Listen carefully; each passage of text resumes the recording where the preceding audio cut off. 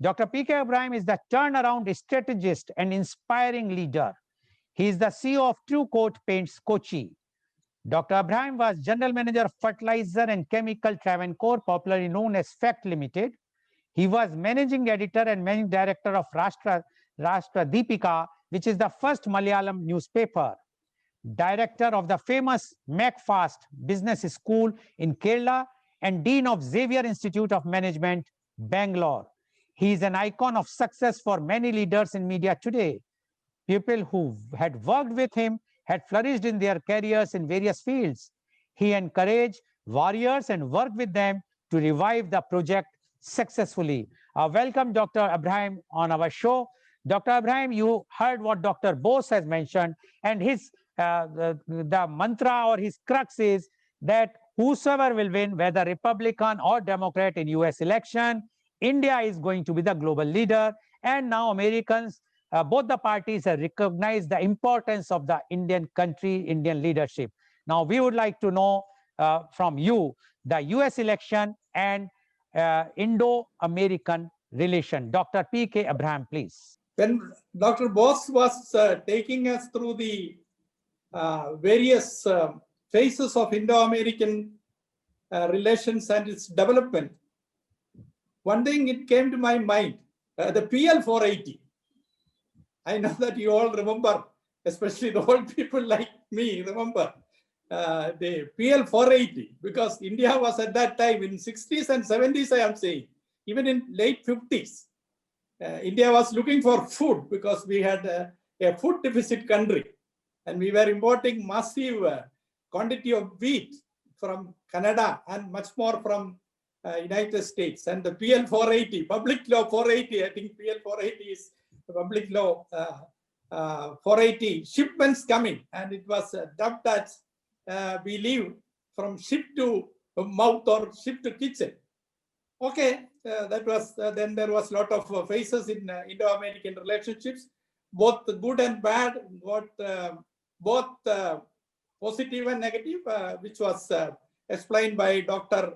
Bose as a person who was closely related or closely was an actor or as a participant in all those relationship building time as a close player.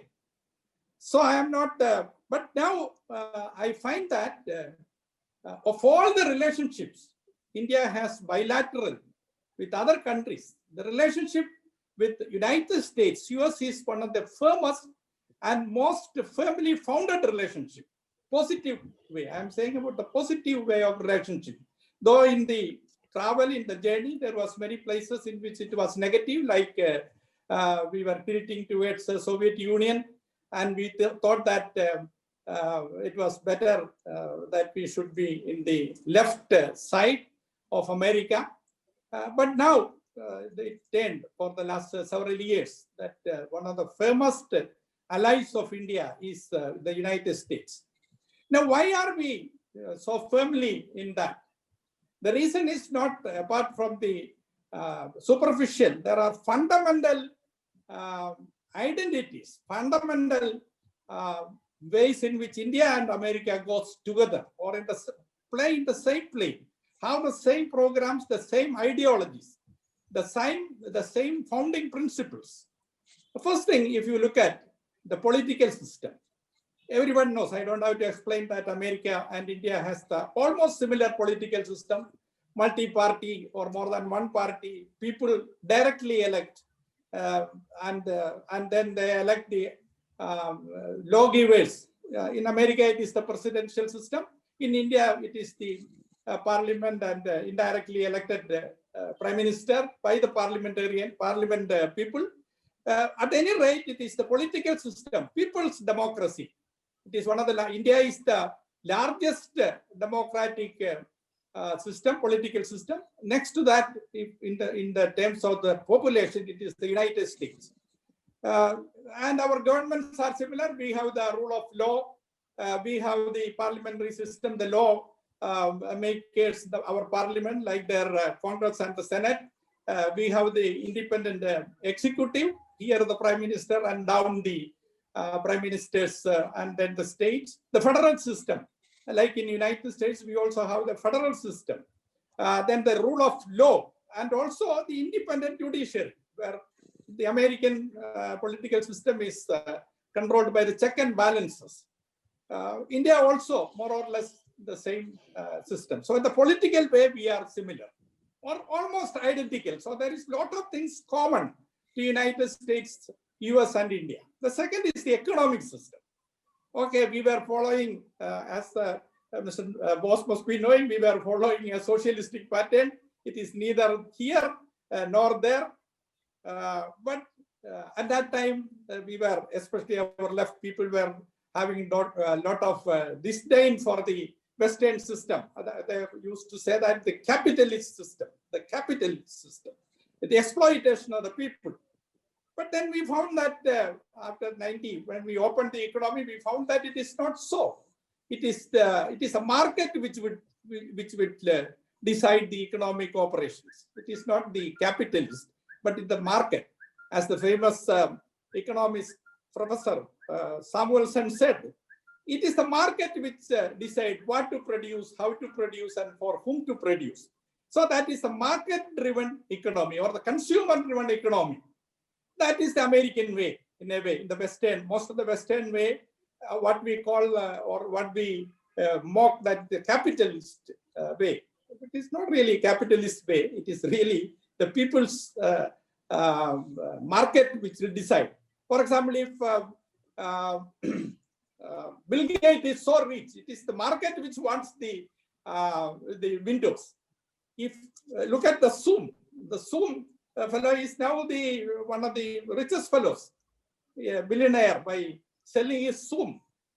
Because the market wants Zoom. It is not some capitalist sit there, some corporate chief sits there and you buy Zoom. It is people like you and me which decide. So the economic system in India also turned, especially after 90, opened up the economy, and we are also now in a larger way following the people's capitalism, or because our economic production and our economic sphere is controlled by small individuals, MSMEs, large corporates, medium corporates.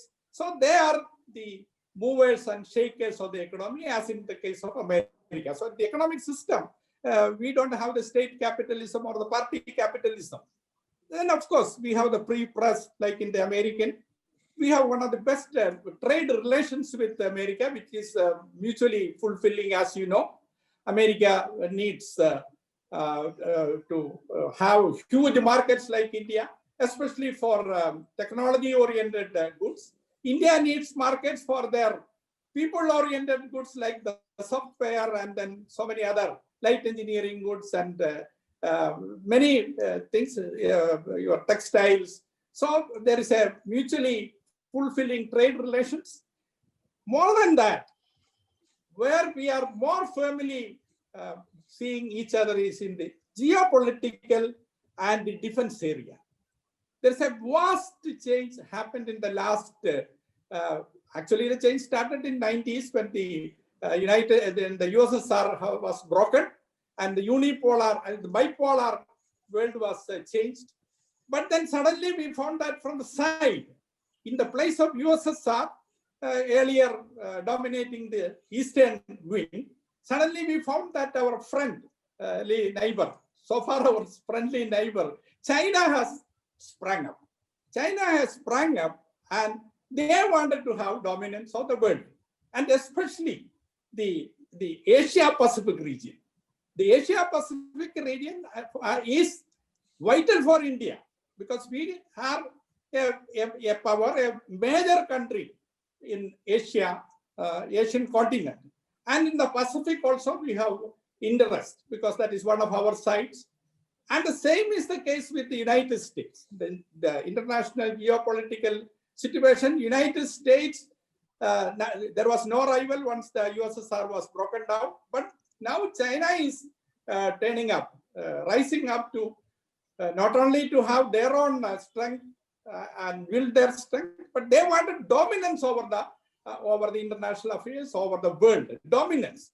And that's why they are coming to conflict with India. India doesn't need any dominance on anybody, but we have a neighbor. Suddenly, a huge neighbor started playing power games. So in this, our friend or our ally, and having the same interest is yours. So that is a very huge